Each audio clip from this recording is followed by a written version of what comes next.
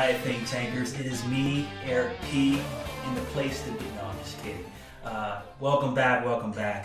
One half the think tank here, and today I'd like to do a brief synopsis of tax liens and how we can use our private banking strategy to essentially maximize our returns. So if you're sensing a trend here in what we've been talking about, it's the idea that as soon as you store your money differently, the world just improves. Your returns just improve, right? And so that's the underlying theme. So as you start become more and more exposed to what we're talking about here, again, let your imagination run wild in terms of the implications, the application of your policy.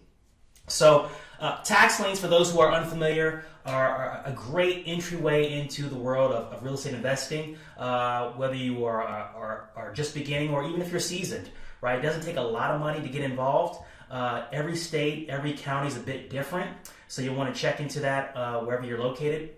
But here's the deal, really quick crash course.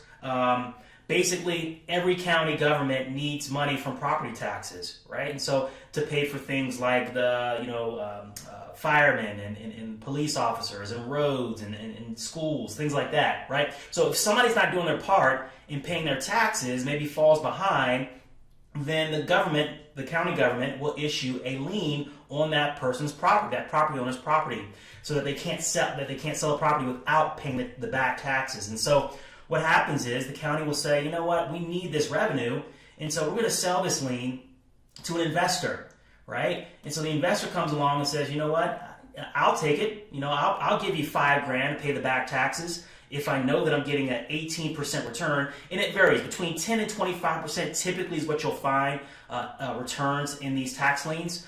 In this particular example, I'm showing 18 over 2 years. Redemption is what's called the redemption period, is the point at which the property owner can actually make up those back taxes and fees and late fees and things like that. So if they do not, if the property owner does not come through and pay those taxes, well then guess what? The investor either, if he doesn't pay the taxes, the investor gets the house free. The investor gets the house, right? So hopefully that investor has done his due diligence. It's a great property. And he gets his house unencumbered by the lien. The other option, which is more common, is that property owner will pay the taxes at the very last minute, and guess what? You get 18% return on your money. So let's look at that. The typical conventional way for an investor to put money towards tax liens is to, you guessed it, take money out of the bank, right? I'm going to take $5,000 out of the bank, and I am going to buy a tax lien. And so that's what this looks like.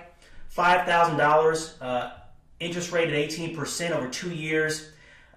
Congratulations, you've got a profit of $1,962. Not too shabby, not too bad. And this is why this is kind of a very popular way to invest, right? So you're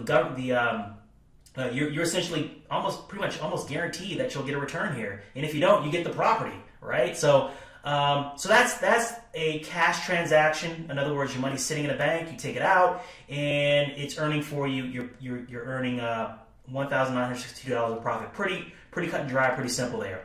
Let's take a look at the other way, the think tank way. Okay, so we're obviously sourcing our funds from our private banking policy, and so that money, of course, comes at a cost. Okay, that cost is 5%. All right, and so you're earning the same amount of money from those tax liens, 18%. So you've got a profit there of $1,962, but at the same time, that your policy loan is accruing. Let's just assume you're not paying that interest, and it just accrues on your policy loan. So you've got an accrual of your interest of $513. Okay, so at the same time, though, let's assume you have about $25,000 of cash value in your policy. $25,000 of cash value in your policy that is continuing to earn as you take a policy loan against that amount of money. So in other words, your money continues to compound as if you never touched it. Okay, so $25,000 at 5% over 2 years grows to $27,563. So that's an interest accumulation of $2,000. $563.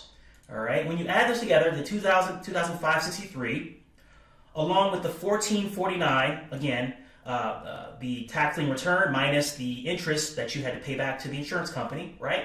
You have a profit of $4,012. Okay, that equals 104% increase over conventional banking.